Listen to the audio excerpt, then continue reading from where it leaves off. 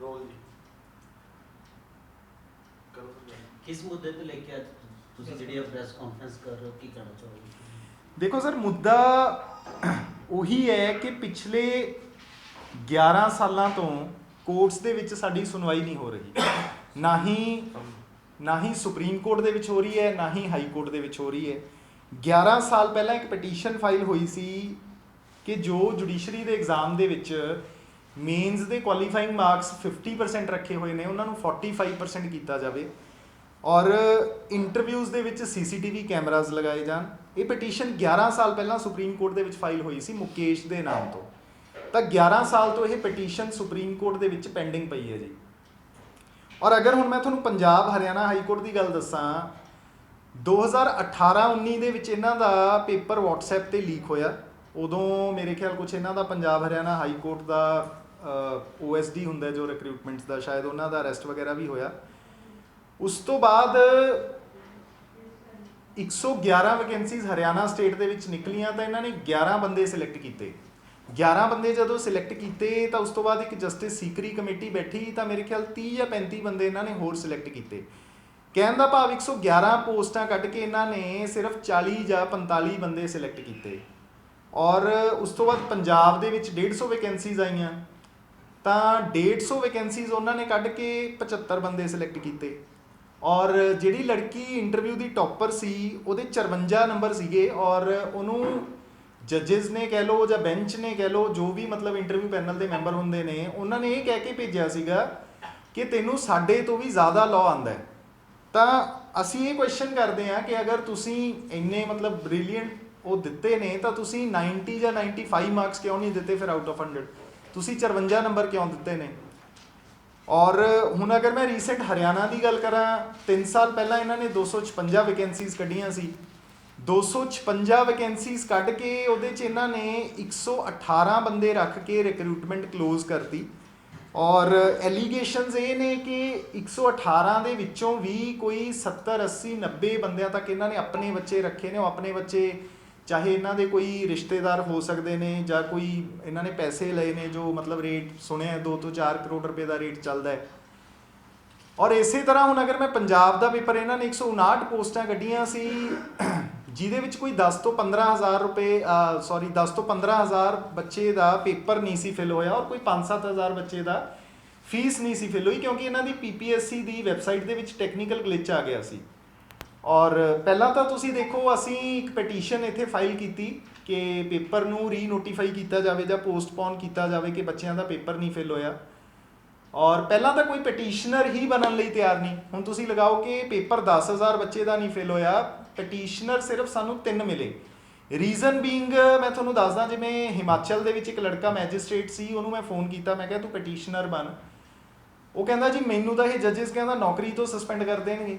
ਇੱਕ ਲੜਕੀ ਪਟਿਆਲੇ ਤੋਂ ਫੂਡ ਇੰਸਪੈਕਟਰ, ਉਹਨੂੰ ਮੈਂ ਕਿਹਾ ਤੂੰ ਪਟੀਸ਼ਨਰ ਬਣ ਅਗਰ ਤੇਰਾ ਪੇਪਰ ਨਹੀਂ ਫਿਲ ਹੋਇਆ।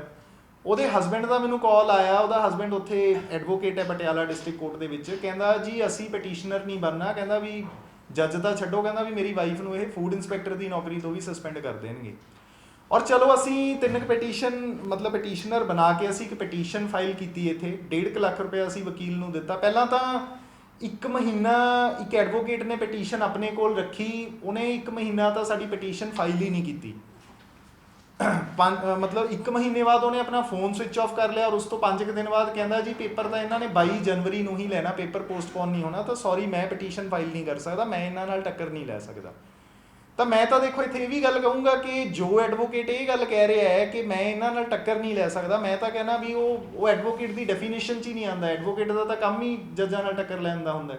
ਔਰ ਉਸ ਤੋਂ ਬਾਅਦ ਅਸੀਂ ਇੱਥੇ 10-15 ਜੋ ਸੀਨੀਅਰ ਕਹਿੰਦੇ ਕਹਾਉਂਦੇ ਐਡਵੋਕੇਟਸ ਨੇ, ਉਹਨਾਂ ਕੋਲੇ ਵੀ ਗਏ ਕਿ ਜੀ ਸਾਡੀ ਪਟੀਸ਼ਨ ਫਾਈਲ ਕਰੋ, ਬੱਚਿਆਂ ਦੇ ਪੇਪਰ ਨਹੀਂ ਫਿਲ ਹੋਏ। ਉਹਨਾਂ ਦਾ ਵੀ ਇਹੀ ਸੇਮ ਰਿਸਪੌਂਸ ਸੀ ਕਿ ਇਹਨਾਂ ਨਾਲ ਕੌਣ ਟੱਕਰ ਲਵੇ, ਇਹਨਾਂ ਨਾਲ ਕੌਣ ਪੰਗਾ ਲਵੇ।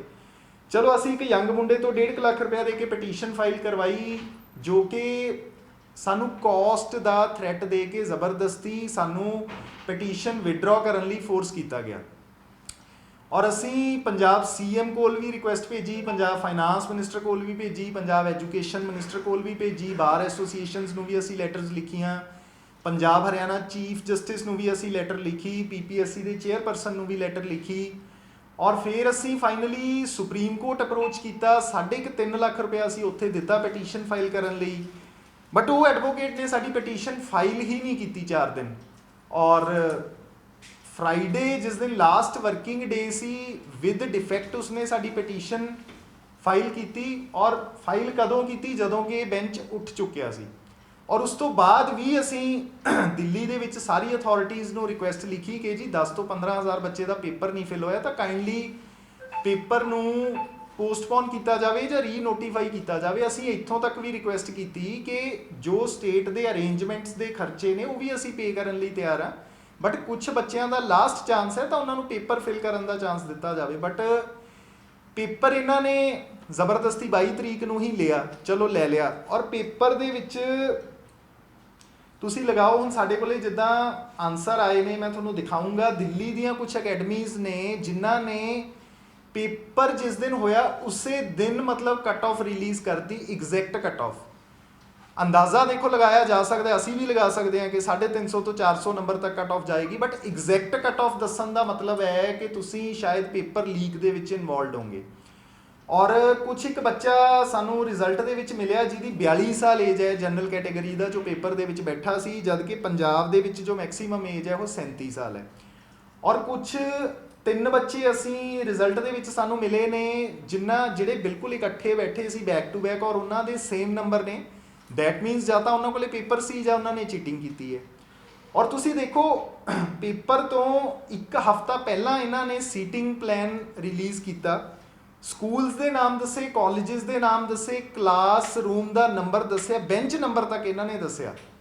ਔਰ ਮੈਨੂੰ ਨਹੀਂ ਲੱਗਦਾ ਕਿ ਇੱਦਾਂ ਮੈਂ ਅੱਜ ਤੱਕ ਨਹੀਂ ਦੇਖਿਆ, ਮਤਲਬ ਇਹ ਚੀਜ਼ ਤਾਂ ਦੇਖੀ ਹੈ ਕਿ ਚਲੋ ਤੁਹਾਨੂੰ ਸਕੂਲ ਕਾਲਜ ਤਾਂ ਪਤਾ, ਬਟ ਤੁਹਾਨੂੰ ਕਲਾਸਰੂਮ ਪਤਾ ਹੋਵੇ, ਤੁਹਾਨੂੰ ਆਪਣਾ ਬੈਂਚ ਨੰਬਰ ਤੱਕ ਪਤਾ ਹੋਵੇ।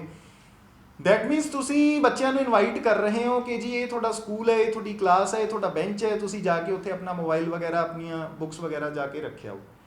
ਔਰ ਅਗਰ ਮੈਂ ਤੁਹਾਨੂੰ ਪੰਜਾਬ ਹਰਿਆਣਾ ਹਾਈ ਕੋਰਟ ਦੀ ਕਲੈਰੀਕਲ ਰਿਕਰੂਟਮੈਂਟ ਦੀ ਗੱਲ ਕਰਾਂ, ਸਾਡੇ ਗਾਰਡ ਦੀ ਬੇਟੀ ਹੈ, ਉਹਨੇ ਜੋ ਆਪਣੀ ਪੰਜਾਬੀ ਹੈ ਉਹ ਪੋਸਟ ਮੈਟ੍ਰਿਕ ਕੀਤੀ ਹੈ।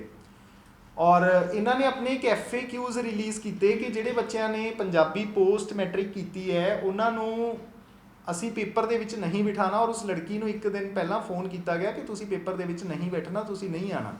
ਔਰ ਮੈਂ ਆਪਣੀ ਲਾਈਫ ਦੇ ਵਿੱਚ ਅੱਜ ਤੱਕ ਇੱਦਾਂ ਦਾ ਕਦੇ ਕੋਈ ਮੈਂ ਸਰਵਿਸ ਰੂਲ ਨਹੀਂ ਦੇਖਿਆ ਕਿ ਜੋ ਇਹ ਕਹਿੰਦਾ ਹੋਵੇ ਕਿ ਅਗਰ ਤੁਸੀਂ ਪੰਜਾਬੀ ਪੋਸਟ ਮੈਟ੍ਰਿਕ ਕੀਤੀ ਹੈ ਤਾਂ ਤੁਸੀਂ ਪੇਪਰ ਦੇ ਵਿੱਚ ਨਹੀਂ ਬੈਠ ਸਕਦੇ। ਔਰ ਅਗਰ ਮੈਂ ਡਰਾਈਵਰਸ ਦੀ ਗੱਲ ਕਰਾਂ, ਡਰਾਈਵਰਸ ਦੀ ਇਹਨਾਂ ਨੇ ਰਿਕਰੂਟਮੈਂਟ ਕੀਤੀ ਹੈ ਪੰਜਾਬ ਹਰਿਆਣਾ ਹਾਈ ਕੋਰਟ ਨੇ। 22 ਡਰਾਈਵਰ ਮੇਰੇ ਖਿਆਲ ਇਹਨਾਂ ਨੇ ਰੱਖੇ ਨੇ, ਔਰ 18 ਡਰਾਈਵਰ ਜੋ ਸੁਣਨ ਚਾਹੁੰਦਾ ਇਹਨਾਂ ਨੇ ਮੱਧ ਪ੍ਰਦੇਸ਼ ਤੋਂ ਬੁਲਾਏ ਨੇ।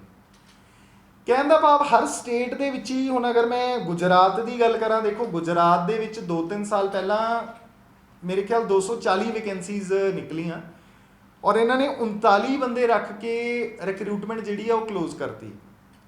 ਤਾਂ ਅਗਰ ਤੁਸੀਂ ਗੁਜਰਾਤ ਦੇ ਵਿੱਚ ਜਾਂਦੇ ਹੋ, ਗੁਜਰਾਤ ਸਟੇਟ ਕੋਲੇ 240 ਕੋਰਟਸ ਦਾ ਇਨਫਰਾਸਟ੍ਰਕਚਰ ਨਹੀਂ ਹੈ, ਔਰ ਗੁਜਰਾਤ ਜੁਡੀਸ਼ੀਅਲ ਅਕੈਡਮੀ ਕੋਲੇ 240 ਮਤਲਬ ਸੀਟਾਂ ਨਹੀਂ ਹੈ ਜੁਡੀਸ਼ੀਅਲ ਆਫੀਸਰਸ ਨੂੰ ਟ੍ਰੇਨ ਕਰਨ ਦੀਆਂ। ਉਹੀ ਹਰਿਆਣਾ ਦੇ ਵਿੱਚ ਮੈਂ ਤੁਹਾਨੂੰ ਦੱਸਿਆ ਵੀ 256 ਵੈਕੈਂਸੀਜ਼ ਨਿਕਲੀਆਂ ਨੇ, ਔਰ 256 ਕੋਰਟਾਂ ਦਾ ਇਨਫਰਾਸਟ੍ਰਕਚਰ ਨਹੀਂ ਹੈ ਹਰਿਆਣਾ ਕੋਲੇ, ਔਰ ਨਾ ਹੀ ਇੱਥੇ ਜੁਡੀਸ਼ੀਅਲ ਅਕੈਡਮੀ ਦੇ ਵਿੱਚ 256 ਜਿਹੜੀਆਂ ਹੈਗੀਆਂ ਸੀਟਾਂ ਨੇ। ਤਾਂ ਕਹਿਣ ਦਾ ਭਾਵ ਅਗਰ ਹੁਣ ਮੈਂ ਤੁਹਾਨੂੰ ਥੋੜਾ ਹੋਰ ਪਿੱਛੇ ਲੈ ਕੇ ਚੱਲਾਂ, 1988 ਦੇ ਵਿੱਚ ਮੇਰੇ ਮਾਮਾ ਜੀ ਮੈਜਿਸਟ੍ਰੇਟ ਸਿਲੈਕਟ ਹੋਏ ਸੀ, 32 ਪੋਸਟਾਂ ਨਿਕਲੀਆਂ ਸੀ, 8 ਬੰਦੇ ਇਹਨਾਂ ਨੇ ਰੱਖੇ। ਮਤਲਬ ਤੁਸੀਂ ਜਿੰਨਾ ਮਰਜ਼ੀ ਪਿੱਛੇ ਚਲੇ ਜਾਓ, ਤੁਸੀਂ 50 ਸਾਲ ਵੀ ਪਿੱਛੇ ਜਾਓਗੇ ਤਾਂ ਇਹਨਾਂ ਦਾ ਜੋ ਸਿਸਟਮ ਹੈ ਉਹ ਇਹੀ ਚੱਲ ਰਿਹਾ ਹੈਗਾ ਕਿ ਆਪਾਂ 100 ਪੋਸਟਾਂ ਕੱਢੋ, ਜਨਤਾ ਨੂੰ ਖੁਸ਼ ਰੱਖੋ, ਬੱਚਿਆਂ ਨੂੰ ਖੁਸ਼ ਰੱਖੋ। ਬੱਚੇ ਆਪਾਂ ਉਹੀ ਆਪਣੇ 10 ਰੱਖਣੇ ਨੇ, ਉਹਦੇ 'ਚੋਂ ਵੀ ਆਪਾਂ 8 ਬੱਚੇ ਆਪਣੇ ਰੱਖਣੇ ਨੇ। ਔਰ ਤੁਸੀਂ ਦੇਖੋ ਜਿਵੇਂ ਹੁਣ ਮੇਰੀ ਸਿਸਟਰ ਹੈ ਪਟਿਆਲਾ ਤੋਂ, ਪਹਿਲਾਂ ਉਹ ਆਪਣੇ ਲਾਅ ਦੇ ਵਿੱਚੋਂ 골ਡ ਮੈਡਲਿਸਟ ਹੈ, ਰਾਜੀਵ ਗਾਂਧੀ ਤੋਂ ਉਹਨੇ ਲਾਅ ਕੀਤਾ ਹੈ। 6 ਜਾਂ 7 ਮੇਨਸ ਉਹ ਵੱਖਰੀਆਂ ਸਟੇਟਾਂ ਦੇ ਕਲੀਅਰ ਕਰ ਚੁੱਕੀ ਹੈ। ਔਰ ਰੀਸੈਂਟ ਹੁਣ ਉਹਦਾ ਦਿੱਲੀ ਇੰਟਰਵਿਊ ਹੋਇਆ ਸੀ। ਪਹਿਲਾਂ ਤਾਂ ਦਿੱਲੀ ਦੇ ਵਿੱਚ ਵੀ ਇਹ ਐਲੀਗੇਸ਼ਨਸ ਨੇ ਕਿ ਇਹਨਾਂ ਨੇ ਮੇਨਸ ਦੇ ਵਿੱਚ ਬੱਚਿਆਂ ਨੂੰ ਘੱਟ ਮਾਰਕਸ ਦਿੱਤੇ ਨੇ, ਆਪਣੇ ਬੱਚਿਆਂ ਨੂੰ ਜਾਂ ਪੈਸੇ ਲੈ ਕੇ ਜ਼ਿਆਦਾ ਮਾਰਕਸ ਦਿੱਤੇ ਨੇ। ਔਰ ਇੰਟਰਵਿਊ ਦੇ ਵਿੱਚ ਉਹਨੂੰ 3 ਸਵਾਲ ਪੁੱਛੇ ਗਏ ਕਿ ਤੁਸੀਂ, ਤੁਹਾਡਾ ਨਾਮ ਕੀ ਹੈ, ਤੁਹਾਡੇ ਪੇਰੈਂਟਸ ਕੀ ਕਰਦੇ ਨੇ, ਔਰ ਤੁਸੀਂ ਪੰਜਾਬ ਤੋਂ ਦਿੱਲੀ ਇੰਟਰਵਿਊ ਦੇਣ ਲਈ ਕਿਉਂ ਆਏ ਹੋ। ਤਾਂ ਅਸੀਂ ਤਾਂ ਦੇਖੋ ਕਹਿ ਰਹੇ ਹਾਂ ਕਿ ਜਦ ਆਪਾਂ ਪੇਪਰ ਦੇ ਸਕਦੇ ਹਾਂ ਤਾਂ ਆਪਾਂ ਇੰਟਰਵਿਊ ਵੀ ਦੇ ਸਕਦੇ ਹਾਂ। ਆਪਣੀਆਂ ਸਾਰੀਆਂ ਸਟੇਟਸ ਇੱਕ ਨੇ, ਆਪਣਾ ਕੌਨਸਟੀਟਿਊਸ਼ਨ ਇੱਕ ਹੈ, ਆਪਣਾ ਦੇਸ਼ ਇੱਕ ਹੈ, ਆਪਣਾ ਕਨਸਟੀਟਿਊਸ਼ਨ ਇੱਕ ਯੂਨਿਟਰੀ ਸਟਰਕਚਰ ਦੀ ਗੱਲ ਕਰਦਾ, ਨਾ ਹੀ ਕੋਈ ਫੈਡਰਲ ਸਟਰਕਚਰ ਦੀ ਗੱਲ ਕਰਦਾ। ਔਰ ਇਹ ਸਾਰੀਆਂ ਸਟੇਟਸ ਦੇ ਵਿੱਚ ਇਦਾਂ ਹੀ ਚੱਲ ਰਿਹਾ। ਅਗਰ ਤੁਸੀਂ ਪੰਜਾਬ ਤੋਂ ਹਿਮਾਚਲ ਚਲੇ ਜਾਓ, ਹਿਮਾਚਲ ਦੇ ਵਿੱਚ ਵੀ ਹਿਮਾਚਲ ਦੇ ਬੱਚਿਆਂ ਨੂੰ ਹੀ ਪ੍ਰੈਫਰੈਂਸ ਦਿੱਤੀ ਜਾਂਦੀ ਹੈ। ਤੁਸੀਂ ਰਾਜਸਥਾਨ ਚਲੇ ਜਾਓ, ਰਾਜਸਥਾਨ ਵਾਲੇ ਵੀ ਆਪਣੇ ਬੱਚਿਆਂ ਨੂੰ ਪ੍ਰੈਫਰੈਂਸ ਦਿੰਦੇ ਨੇ। ਆਪਣੀ ਸਟੇਟ ਦੇ ਬੱਚਿਆਂ ਨੂੰ ਜ਼ਿਆਦਾ ਮਾਰਕਸ ਦਿੱਤੇ ਜਾਂਦੇ ਨੇ, ਦੂਜੀਆਂ ਸਟੇਟਸ ਦੇ ਬੱਚਿਆਂ ਨੂੰ ਇਦਾਂ ਦੇ ਕੁਐਸਚਨ ਪੁੱਛੇ ਜਾਂਦੇ ਨੇ ਕਿ ਤੁਸੀਂ ਦੂਜੀ ਸਟੇਟ ਤੋਂ ਕਿਉਂ ਆਏ ਹੋ। ਹੁਣ ਤੁਸੀਂ ਬਿਹਾਰ ਚਲੇ ਜਾਓ, ਬਿਹਾਰ ਦੇ ਵਿੱਚ ਤਾਂ 100 ਕੁਐਸਚਨ ਜਿੱਦਾਂ ਆਉਂਦੇ ਨੇ ਪੇਪਰ ਦੇ ਵਿੱਚ, ਕਦੇ ਇਹਨਾਂ ਦੇ 40 ਕੁਐਸਚਨ ਗਲਤ ਹੋ ਜਾਂਦੇ ਨੇ, ਕਦੇ 50 ਕੁਐਸਚਨ ਗਲਤ ਹੋ ਜਾਂਦੇ ਨੇ। ਤਾਂ ਮੈਂ ਤਾਂ ਕਹਿ ਰਿਹਾ ਕਿ ਅਗਰ ਤੁਸੀਂ ਇੱਕ ਜੁਡੀਸ਼ੀਅਲ ਐਗਜ਼ਾਮ ਦੇ ਇੱਕ 100 ਕੁਐਸਚਨ ਤੁਸੀਂ ਠੀਕ ਨਹੀਂ ਬਣਾ ਸਕਦੇ ਤਾਂ ਤੁਹਾਨੂੰ ਇਹ ਰਿਕਰੂਟਮੈਂਟਸ ਬੰਦ ਕਰ ਦੇਣੀਆਂ ਚਾਹੀਦੀਆਂ ਨੇ। ਔਰ ਜਦੋਂ ਤੁਸੀਂ ਸਾਨੂੰ ਹੀ ਐਂਟਰਟੇਨ ਨਹੀਂ ਕਰ ਰਹੇ, ਤੁਸੀਂ ਹੋਣ ਵਾਲੇ ਜੱਜਿਸ ਨੂੰ ਐਂਟਰਟੇਨ ਨਹੀਂ ਕਰ ਰਹੇ, ਜਾਂ ਮਤਲਬ ਵਕੀਲਾਂ ਨੂੰ ਐਂਟਰਟੇਨ ਨਹੀਂ ਕਰ ਰਹੇ, ਜੁਡੀਸ਼ੀਅਲ ਐਸਪੀਰੈਂਟਸ ਨੂੰ ਐਂਟਰਟੇਨ ਨਹੀਂ ਕਰ ਰਹੇ, ਤਾਂ ਤੁਸੀਂ ਇੱਕ ਆਮ ਬੰਦੇ ਨੂੰ ਕੀ ਐਂਟਰਟੇਨ ਕਰਦੇ ਹੋਵੋਗੇ।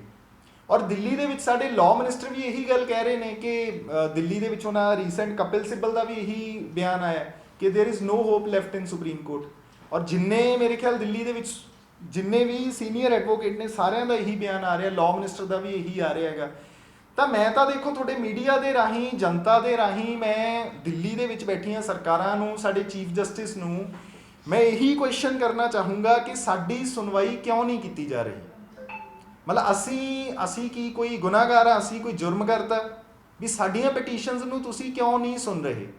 ਹੁਣ ਮੈਂ ਤੁਹਾਨੂੰ ਅਗਰ ਹਰਿਆਣਾ ਦੀ ਗੱਲ ਦੱਸਾਂ, 4 ਪਟੀਸ਼ਨਸ ਅਸੀਂ ਸੁਪਰੀਮ ਕੋਰਟ ਦੇ ਸੀਨੀਅਰ ਮੋਸਟ ਐਡਵੋਕੇਟਸ ਦੇ ਨਾਲ 10-10 ਲੱਖ ਰੁਪਇਆ ਦੇ ਕੇ 4 ਪਟੀਸ਼ਨਸ ਅਸੀਂ ਸੁਪਰੀਮ ਕੋਰਟ ਦੇ ਵਿੱਚ ਫਾਈਲ ਕੀਤੀਆਂ।